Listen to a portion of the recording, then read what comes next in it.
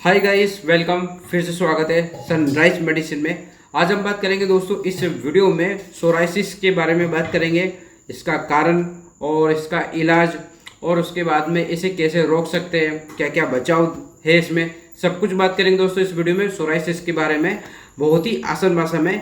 तो वीडियो को पूरा देखना है अच्छी जानकारी के लिए, और जानकारी अच्छी लगती है तो और भी लोगों को शेयर करना है।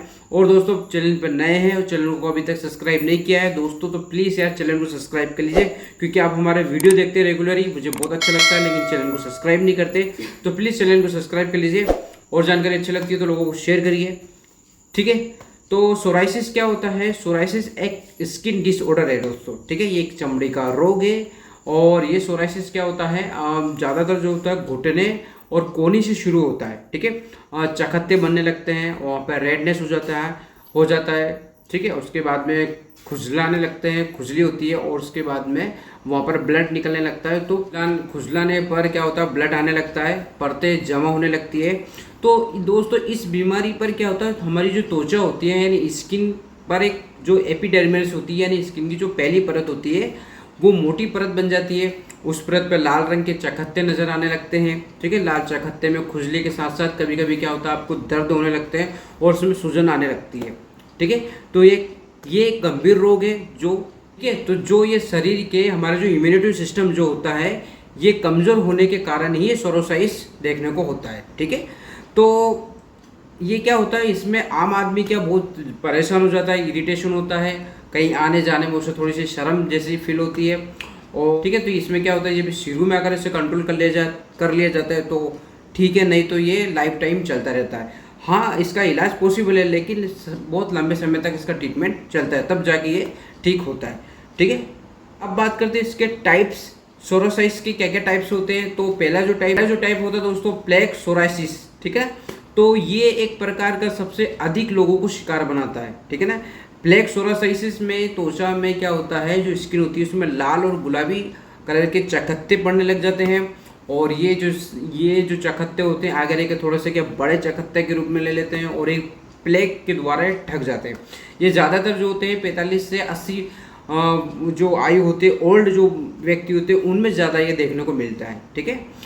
उसके बाद दूसरा दोस्तों इंटरडर्मा, यानी कि इसमें क्या होता है, हथेली और तलवे में ये होने के चांस होते हैं, और उसके बाद में मतलब ये चमड़ी के नीचे जो होते हैं यानी कि बालों के अंदर ये होने के चांस होते हैं, ठीक है। उसके बाद में तीसरा होता है दोस्तों इरिथ्रोडर्मरी, ठीक है ना। ये क्या होता है, इस पे पूरे शरीर में सोराइसिस हो जाता है, यानी कि ये किसी भी बॉडी के पार्ट में कभी भी किसी भी वक्त हो सकता है, और ये पूरे शरीर पे फैल जाता है, ठीक है। उसके बाद में एक होता है एरिथ्रोडाइटिस, मतलब इसका मतलब होता है कि आपके जोड़ों और उंगलियों के आसपास ये फैल जाता है, और उनके आसपास ये होता है, ठीक है। और उसके बाद में नेक्स्ट, ठीक है, उसके बाद में पस्टुलर सोराइसिस।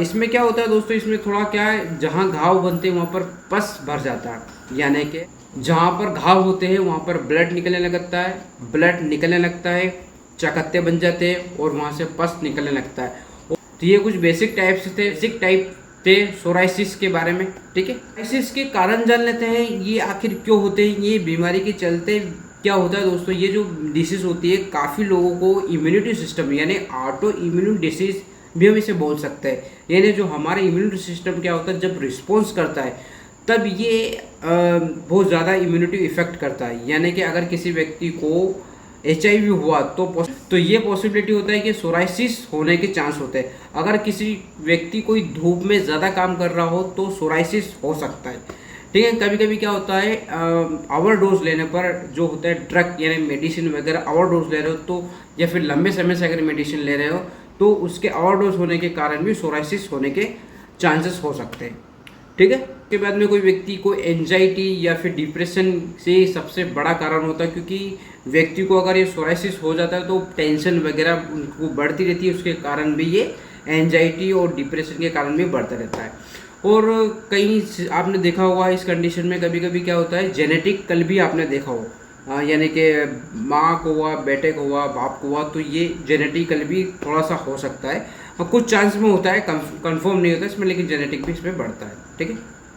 और कुछ हार्मोनल चेंज के कारण भी हो सकता है, यानी हार्मोनल चेंज जो होता है एस्ट्रोजन, प्रोजेस्टेरोन, और इनका जो लेवल होता है ऊपर नीचे हो जाता है, ठीक है, तो इसकी वजह से भी ये सोराइसिस होने का चांस होते हैं। ठीक है, अब बात कर लेते हैं इसके लक्षण सिम्टम्स के बारे में। क्या क्या सिम्टम्स देखेंगे देखो। सबसे पहला सिम्टम्स ये है कि आपकी जो स्किन होती है उसमें सूजन के साथ साथ लाल चकत्ते हो जाते हैं। लाल चकत्ते के साथ साथ सफ़ेद पपड़ी जैसी स्किन जो होती है, चकत्ते के साथ साथ सफ़ेद पपड़ी, और उसके बाद में ये होने के चांस होते हैं। ड्राई स्किन हो जाती है ना, उसमें दरारें पड़ना या खून निकलना हो सकता है। ठीक है, पपड़ीदार बन सकती है। त्वचा में चकत्ते के साथ दर्द हो सकता है। उसके बाद चकत्ते के आसपास खुजली और जलन महसूस हो सकते हैं। ठीक है, में कभी कभी क्या होते हैं कुछ सिम्टम्स, नाखून मोटे और उसमें दाग धब्बे पड़ सकते हैं, जैसे पीले टाइप के हो सकते हैं। जोड़ों और दर्दों में सूजन हो सकते हैं। तो ये कुछ सिम्टम्स होते हैं सोराइसिस के। ठीक है, अब बात कर लेते हैं रिस्क फैक्टर। ये किस किस व्यक्ति को हो सकता है। तो किसी व्यक्ति की स्किन जो ड्राई होती है यानी रूखी त्वचा होती है उसको सोराइसिस हो सकता है। तो ये हो सकता है जिसकी ज़्यादा स्किन जो होती है आपकी ड्राई होगी तो पपड़ीदार रहेगी, तो वो ज़्यादा थोड़ा सा इन्फेक्शन होगा। ठीक है, अब बात करते हैं इसके ट्रीटमेंट के। आखिर ट्रीटमेंट क्या क्या इसमें दे सकते हैं।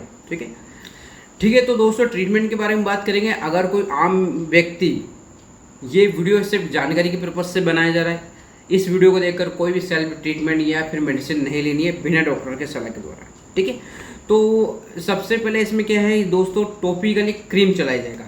यानी क्रीम में आपको स्टेरॉइड क्रीम यूज़ करना पड़ेगा। इसलिए यूज़ करना पड़ेगा क्योंकि इन्फ्लामेशन यानी सूजन अगर उस पर आती है तो उसमें सूजन कम करने के लिए आपको स्टेरॉइड क्रीम देना पड़ेगा। ठीक है ना, क्योंकि जब आपका क्या होता है, कोई व्यक्ति बिना ट्रीटमेंट या बिना डॉक्टर से कोई कुछ भी लगा रहा है तो ये सोराइसिस क्या होता है दोस्तों, इतना ज़्यादा बिगड़ जाता है फिर बाद में क्या कंट्रोल होने में बहुत मुश्किल होता है।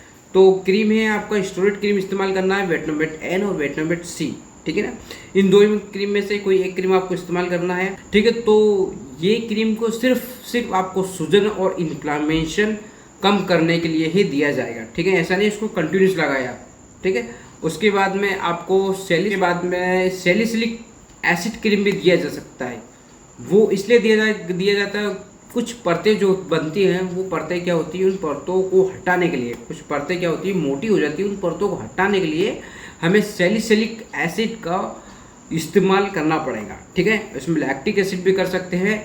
तो जैसे कि बीटा सैलिक एसिड एक क्रीम आता है, ये क्रीम भी वहाँ पर इस्तेमाल कर सकते हैं। ठीक है, तो इसको सुबह शाम लगाना है, थोड़ा बहुत घाव को साफ करना है, उसके बाद में उसको लगाना, टॉपिकली लगाना।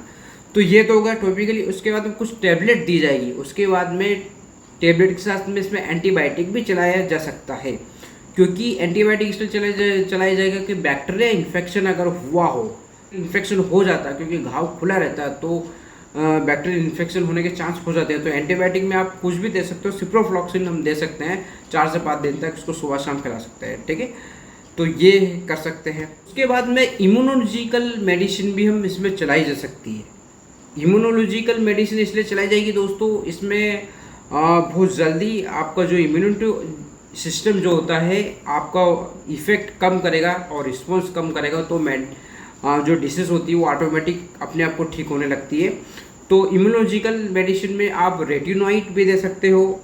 उसके बाद में आपका मेथोट्रैक्ट भी आप चला सकते हो, और उसके बाद में साइक्लोस्प्रिन भी दे सकते हैं। तो ये तीनों में से किसी एक मेडिसिन को आप चला सकते हैं ज़्यादा से ज़्यादा से।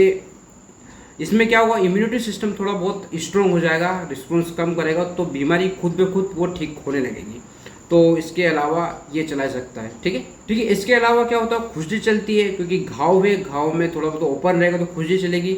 तो खुजली में हम एंटी हिस्टामिन मेडिसिन भी चला सकते हैं। लिवोसिट्राजिन 5 mg की टैबलेट सुबह शाम हम 5 दिन तक इसे दे सकते हैं। ठीक है, उसके बाद में डेक्सोमेथासोन भी हम दे सकते हैं, क्योंकि ये एंटी एलर्जी की तरह काम करेगा, तो ये भी आपको चलाना है। ठीक है, इसके अलावा और क्या दे सकते हैं, इसके अलावा हम दे सकते हैं बायोलॉजिकल इंजेक्शन का इस्तेमाल भी हम कर सकते हैं, क्योंकि ये इंजेक्शन बहुत ही सीवियर कंडीशन में दी जाएगी। सीरियस कंडीशन में हम इसे दे सकते हैं, भाई ठीक नहीं हो रहा, परेशान हो रहा, लंबे समय तक चले जा रहा, तो एक ये इंजेक्शन में बायोलॉजिकल इंजेक्शन भी हम इसे दे सकते हैं। आईवी इंजेक्शन इसको लगाना है। ठीक, तो इसमें क्या होता है, ह्यूमन नॉर्मल इम्यूनोग्लोबिन आईवी लगाया जाएगा। इसे हफ्ते में एक बार लगाया जाता है। ठीक है, ये बायोकेमिकल एजेंट होते हैं जो बहुत सारी सीरियस कंडीशन में से लगाए जाते हैं। क्योंकि सपोज इसके क्या होता है, बेसिकली बहुत ज़्यादा साइड इफेक्ट होते हैं, बहुत ज़्यादा असर करता है और असर बहुत ज़्यादा करेगा, बहुत जल्दी आराम होगा। और अगर पेशेंट को कमजोरी वगैरह लग रही है तो हम इसे विटामिन ए का टेबलेट भी दे सकते हैं, इम्यूनिटी सिस्टम थोड़ा पावरफुल बनेगा, बूस्ट करेगा, तो ये हम इसमें कर सकते हैं। ठीक है, अब ये मोस्ट इंपॉर्टेंट टिप्स क्या कर सकते हैं। तो सबसे पहले ये करना दोस्तों, आपको एक्सपोजर जो होता है, सन एक्सपोजर में आपको नहीं जाना है ज़्यादा, स्किन को ड्राईनेस नहीं होना है, उसमें आप मॉइस्चराइज क्रीम या फिर और जिससे आपका क्रीम जो रहता है वो ज़्यादा ड्राईनेस ना हो। ठीक है, सनलाइट जो होती है, व्यू किरणें जो होती हैं वो डायरेक्ट नहीं पड़ना चाहिए, एक्सपोजर से आपको बच कर रहना है। ठीक है, ये कर सकते हैं। तो यहाँ तक ठीक था, यहाँ तक समझ में आया होगा। तो आई होप दोस्तों जानकारी अच्छी लगी हो तो लाइक कर दीजिए, चैनल पर नए हैं तो सब्सक्राइब कर दीजिए। आप देख रहे थे सनराइज मेडिसिन, मैं संजय कुमार, रजिस्टर्ड फार्मासिस्ट। फिर मिलता है एक नए वीडियो के साथ, एक नए टॉपिक के साथ। तब तक के लिए जय हिंद, जय भारत।